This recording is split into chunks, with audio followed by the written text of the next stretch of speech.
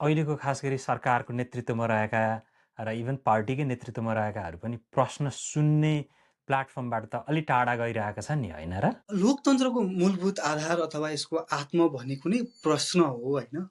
प्रश्नबाट कोही त्यसरी भागेर प्रश्नको जवाफ नै नदिने अथवा प्रश्नलाई सामना नै गर्न नसक्ने भन्ने त मैले देखेको छैन होइन।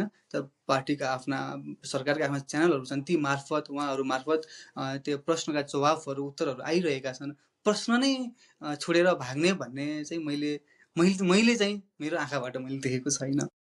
हो मैले चाहिँ र मेरो आँखाबाट चाहिँ यो कुरा एकदम मजाले देखेको छु। गृहमन्त्रीको सम्पत्ति विवरण आइसकेपछि उहाँकै छानबिन आयोग समितिको कुरामा चाहिँ सरकारको प्रवक्ताले 2 बजेसम्म भर्खर हामीले छानबिन आयोगको रिपोर्ट बुझ्दैछौँ, बुझिसकेपछि अध्ययन गरे मार्फत मात्रै हामी यो कुरा भन्न सक्छौँ भनेको 1 घण्टापछि गृहमन्त्रीज्यूको शपथ ग्रहण कार्यक्रम भएको थियो। मैले यहाँ सुशासन देखिनँ, जुन तपाईँको आयोगले चाहिँ प्रणालीको दोष थियो, व्यक्तिको होइन भन्ने खालको निष्कर्ष निकाल्छ, या भनौँ मानव अधिकार आयोगले निकालेको रिपोर्ट हामी मान्दैनौँ भन्ने खालको कुरा, जुन एउटा संविधानकै विपरीत कुरा बोल्दैछ, त्यहाँ सुशासन मैले चाहिँ देखिरहेको छैन।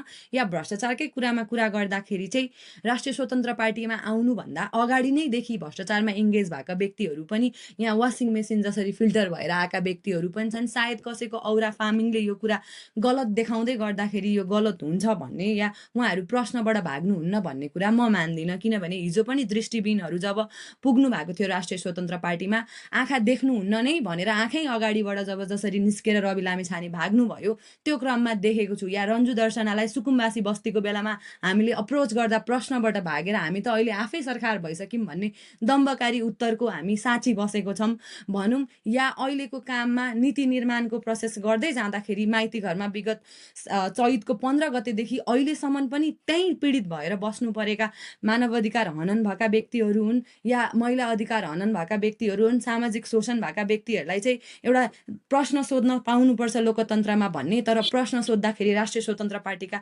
सपोर्टर्सहरूले साइबर बुलिङ गरेर मान्छेलाई चरित्र हत्या गरेर प्रश्न सोद्धाखेरि पनि एउटा आलोचनालाई पनि विरोधकै रूपमा लिने